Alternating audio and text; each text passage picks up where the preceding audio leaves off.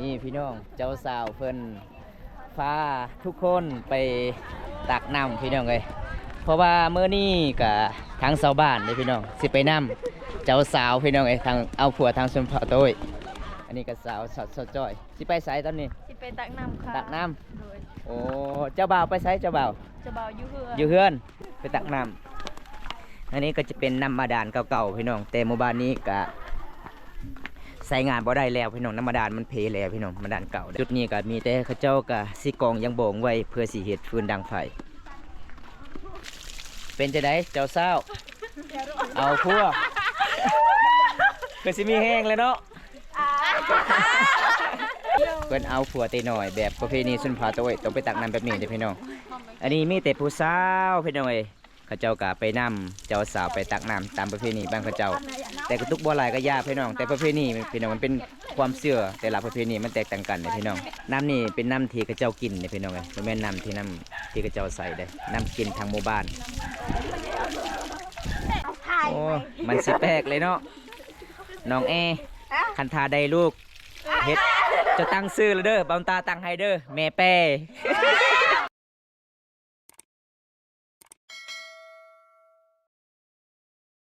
เจ้าสบายดีมื้อนี้กับพบมาพอกับน้องจอยสาวลาวเผาโต้ยคือเก่ากาสบายดีและสวัสดีพ่อแม่พี่น้องมื้อนี้มาพบมาพอกับน้องอ้อยสาวลาวเผาโต้ยคือเก่ามื้อนี้เฮาก็สิไปส่งนางเนาะแต่ว่า อยู่บ้านตะยงแต่ว่านางน่ะไปก่อนแล้วแบบว่าเฮาไปนำอายุเฮาไปตำลังเฮาไปนำเฮาไปตำลังเพราะว่าเมื่อนี้เราไปนำนางบ่โดยเพราะว่านางเขาเจ้าไปคอแต่มือนั่นโดยส่วนเมื่อนี้สาบานไปตำลังเขาเมื่อก่อนแบบว่าเพื่อนนั้นน่ะบ่มีคนเฮ็ดเวียกโอ้ตามประเพณีชนเผ่าโต้ยต้องเป็นนี้เนาะโดยจะได้อ้ายเขาไปนำเด้อได้ไปนำกันเลยพี่น้องหมู่บ้านยังหมู่บ้านตะยงเป็นภูตะยงบ่แม่นวิวธรรมศาสตร์เป็นเส้นทางที่โหดที่สุดเนาะแม่นเมืองน้องไปสู่เมืองโต้ยพี่น้องเส้นทางนั้นจังได๋ก็ไปติดตามรับชมกันเลยพี่น้องไปฟ้ออยู่ที่หมู่บ้านตายงตามประเพณีจังได๋ก็ไปติดตามเลยพี่น้องประเพณีไปลุยบ้านนี้อ๋อโค้งพี่น้องเอ้ยสุดโค้งเลย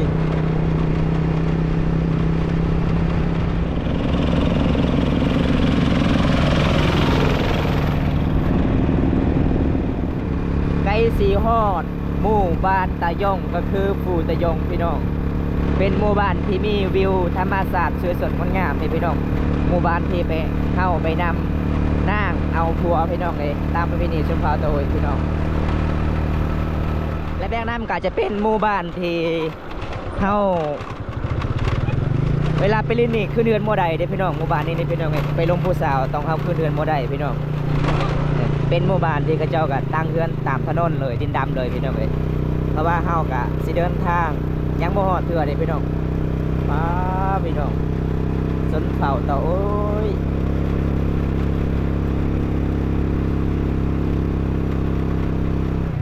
บรรยากาศยามเช้าๆอยู่หมู่บ้านละแบงน้ำของชนเผ่าโต้ยพี่น้องสุดยอดเลยพี่น้องวิวธรรมศาสตร์หมู่บ้านนี้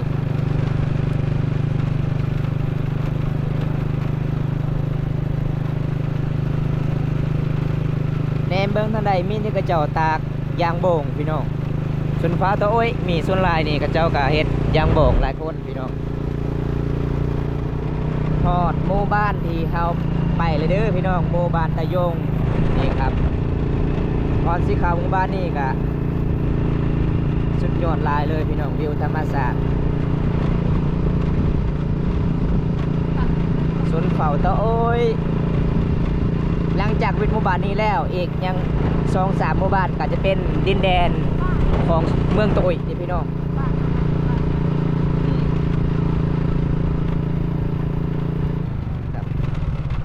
วิวสวยสดงดงามเลยพี่น้องหมู่บ้านนี้พี่น้องนี่ก็หอดหมู่บ้านแล้วหอบหมู่บ้านที่เฮาเดินทางไปหมู่บ้านนี่พี่น้องเลย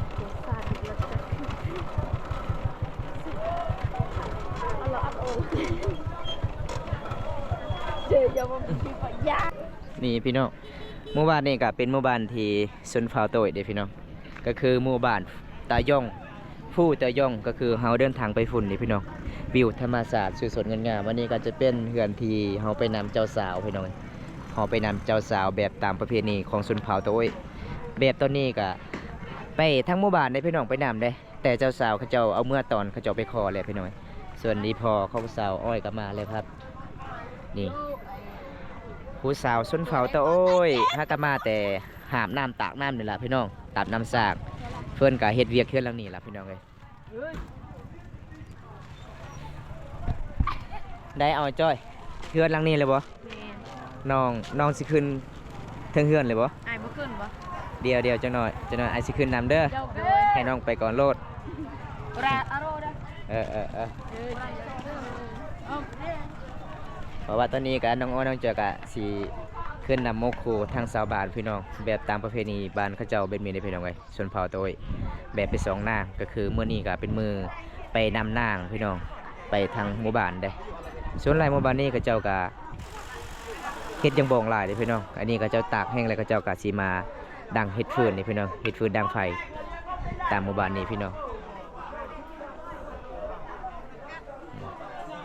บรรยากาศหมู่บ้านนี้ก็สุดยอดหลายเลยพี่น้องวิวธรรมศาสตร์สวยสดงดงามเลยเด้อพี่น้องตอนนี้บอมตากะเขาร้านข้าวเจ้าก่อนพี่น้องเพราะว่าบอมตากะสิซื้อขนมที่แจกให้เด็กน้อย3หมู่บ้านนี้พี่น้องเพราะว่าบอมตาเห็นหมู่บ้านนี้โอ้พี่น้องเป็นตายต้นเด็กน้อยเลยพี่น้องเอ้ยวิวธรรมศาสตร์พี่น้อง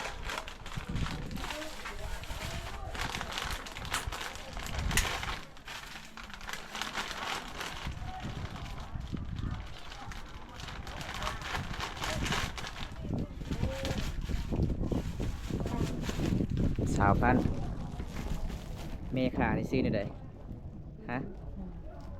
ฮะซื้อในใดแล้วจะว่าซื้อ ฮะบ่มีซื้อบ่บ่มีเป็นหยังคือบ่มีซื้อฮะเอาบอกขนมดิบ่เอา เอาเลย ส่งคืนให้เมฆาเอาขอบใจเป็นบ่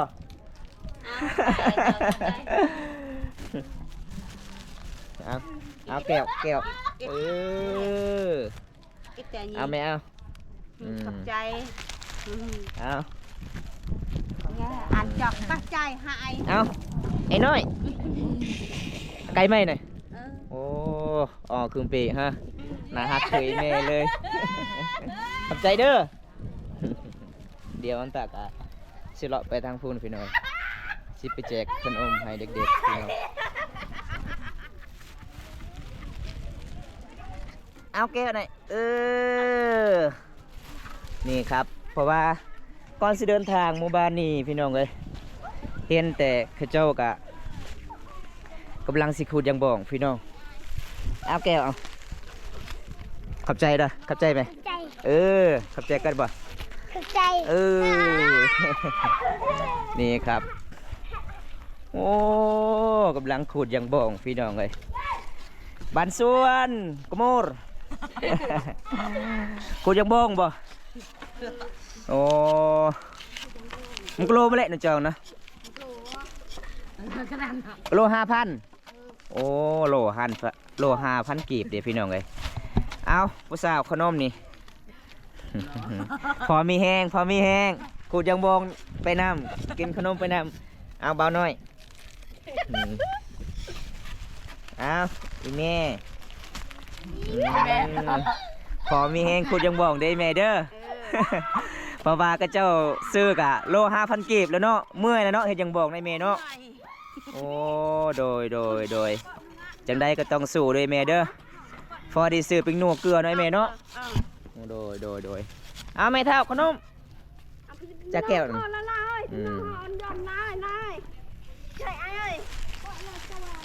โอ้อายเพิ่นใส่กระสอบเลยเอาอย่ามันติดเสื้อเนาะก็เลยเอากระสอบพี่น้องสิมากันเสือได้พี่น้องมันก็บ่ติดเนาะไอ้เนาะโอ้โดยขอบใจหลายเด้อไอเด้อนี่พี่น้องบรรยากาศหมู่บ้านนี่โอ้สุดยอดเลยพี่น้องชาวบ้านเขาเจ้ากะ มีแต่เฮ็ดอย่างบงพี่น้องนี่หาอยู่หากินหรือว่าหาเงินขามตัวแบบนี้เด้อพี่น้องชนบทจะเก็บกระมอฮะฮะเอาน่าแก้วไปโดยขอบใจสิ่งกันเอาบอกกระมอฮะบอกเอาขนมแบบซ่านี่พี่น้องก่อนสิเดินทางหมู่บ้านนี้ก็น่าฮักหลายทุกคนเลยพี่น้องก็เจ้าบอกขี้คุยได้หมู่บ้านนี้ก็ม่วนหลายพี่น้องมื้อนี้บอมแตกอาสิมาแจกให้ขนมให้เด็กๆนี่แหละพี่น้องแบบหมู่บ้านที่มันนอกกับตัวเมืองพี่น้องเอ้ยเป็นน่าสงสารเขาเจ้าพี่น้องนี่พี่น้องเจ้าสาวเพิ่นพาทุกคนไปตักน้ำพี่น้องเอ้ยเพราะว่ามื้อนี้ก็ทางชาวบ้านเลยพี่น้องสิไปน้ำเจ้าสาวพี่น้องเอ้ยทางเอาผัวทางชนเผ่าโต้ยอันนี้ก็สาวสดจ้อยสิไปไสตอนนี้สิไปตักน้ำค่ะตักน้ โดย ำโอ้เจ้าบ่าวไปไสเจ้าบ่าว จะเบาอยู่เฮือ อยู่เฮือนมีแต่เจ้าสาวเนาะ แม่น โอ้ตามประเพณีชนเผ่าโต้ยพี่น้องต้องแบบนี้เด้พี่น้องเอ้ยต้องไปไล่คนไปตักน้ำแต่กุตุกบ่ไล่ต้องไปไล่คนพี่น้องเอ้ยตามประเพณีพี่น้องบ่ได้ก็ไปน้ำเจ้าสาวเด้ เจ้าสาวฝากทางไปน้ำพี่น้องเอ้ย เอาทางไหน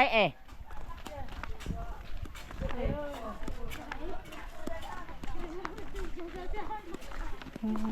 คือไก่เทเนาะไปตักน้ำอันนี้ก็จะเป็นน้ำบาดาลเก่าๆพี่น้องแต่หมู่บ้านนี้ก็ใส่งานบ่ได้แล้วพี่น้องน้ำบาดาลมันเพแล้วพี่น้องบาดาลเก่าเด้ โอ้ให้เปลี่ยนเด้คุณยุบเด้แปลกเลยพี่น้องเอ้ยงานแต่งชนเผ่าโตยพี่น้องมันจะเป็นแบบนี้พี่น้องเอ้ยไปหลายๆคนไปตักน้ำแต่ก็ตุกน้ำบ่มีแต่หลายคนโอ้ยพี่น้องเอ้ยนี่จุดนี้ก็มีแต่ผู้สาวได้ไปน้ำสาวอ้อยสาวจ้อยก็ไปน้ำนี่ล่ะพี่น้องตามประเพณีจุดนี้ก็มีแต่เขาเจ้าก็สิกองยังโบงไว้เพื่อสิเฮ็ดฟืนดังไฟมาขมันประหยัดเด้อมัน เยอะอีกหน่อยละ กลายเป็นกระตุกมันเอาแค่ กินมันมานำละป้อซอกแม่ว่าฮีอย่าฮีเข้าป้อเด้อละ ตามรีดบ่โอ้ตามฮีด อยู่เด้อ นี่ครับหอดเลยเด้อพี่น้องบอนน้ำที เด้อหน่อยเอาไปไง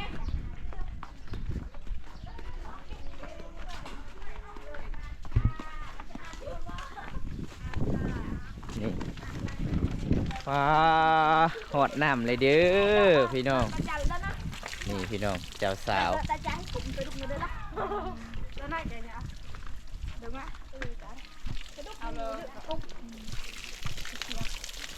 เป็นจะได้เจ้าสาวเอาพัว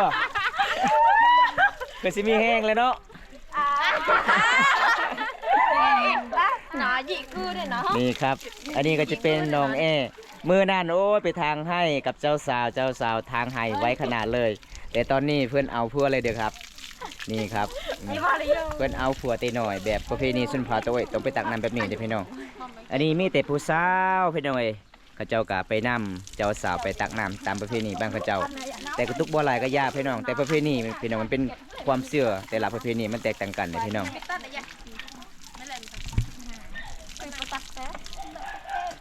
น้ำนี่เป็นน้ำที่เขาเจ้ากินเนี่ยพี่น้องไม่แม่นน้ำที่เขาเจ้าใส่ได้น้ำกินทางหมู่บ้านมันเหลวอ่ะชอบปาก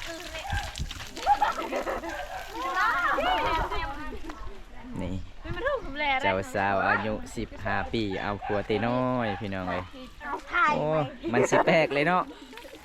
น้องคันทาได้ลูกเฮ็ดจะตั้งซื้อเลยเด้อบางตาตั้งให้เด้อแม่แป้แม่แป้ไปอ้อยกลับบ้านนี่พี่น้องกับประมาณสักนี้เด้พี่น้องประเพณีของชุมพรโต้ยเด้พี่น้อง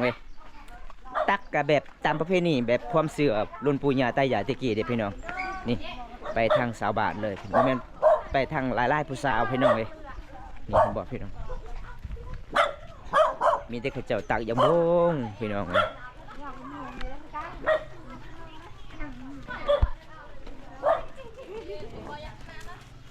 เมื่อผู้สาว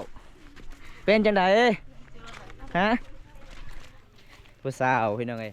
ผู้ได้ก็ไปนำตำหลัง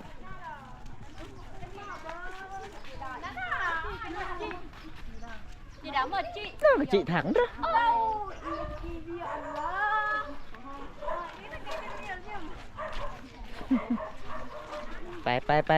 ไป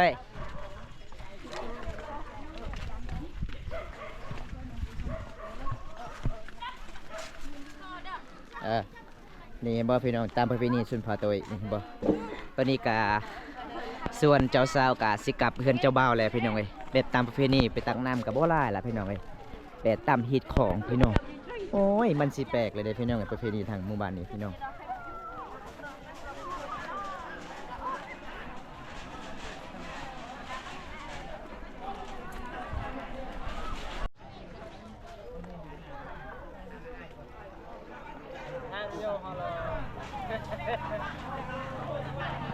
อ๋อพี่น้อง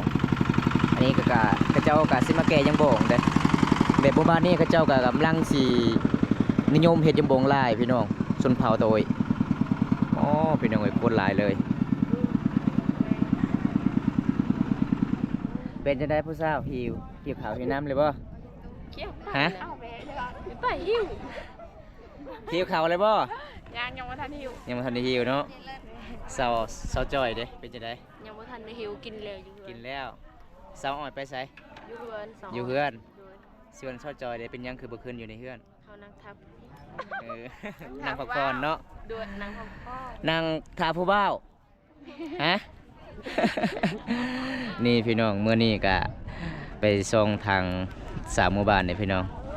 อันนี้จะเป็นชื่อในใดอันนี้นะ ผ่อนจ้า พรโอ้พี่น้องสาวพรคนงามประจำหมู่บ้านสุนทรโตย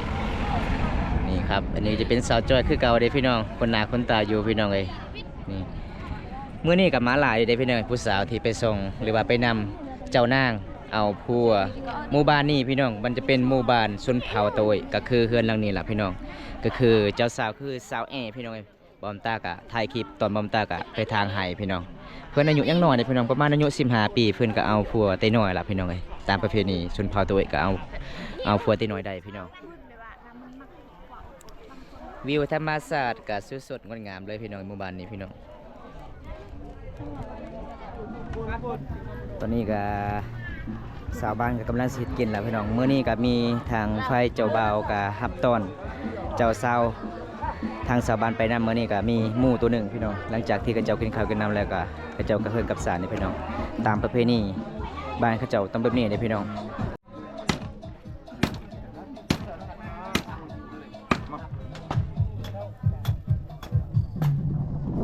นี่พี่น้องหลังจากที่เขาเจ้ากินข้าวกินน้ำแล้วเฮาก็สิกลับเฮิ่นกับสารนี่พี่น้องเอ้ยแบบงานแต่งชนบทไปส่งนางเมื่อนี้ชนเผ่าโตยกะมันบ่คือทางชนเผ่า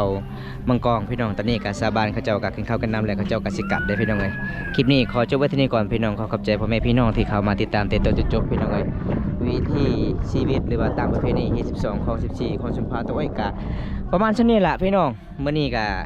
ไปรับชมประเพณีทางชนเผ่าโตยกะประมาณเช่นนี้ล่ะพี่น้องบ่มีหยังสิฝากพี่ฝากน้องครับบ่ต้องสนเหมือนกันล่ะพี่น้องตอนนี้ก็สาบานก็กินข้าวกันน้ำแล้วสาบานก็สิกลับเพิ่นกับสารเด้อพี่น้องคลิปนี้ขอจบไว้เท่านี้ก่อนเด้อพี่น้องคลิปหน้าได้พอกันใหม่พี่น้องเอ้ยขอกล่าวคำว่าสวัสดีครับผม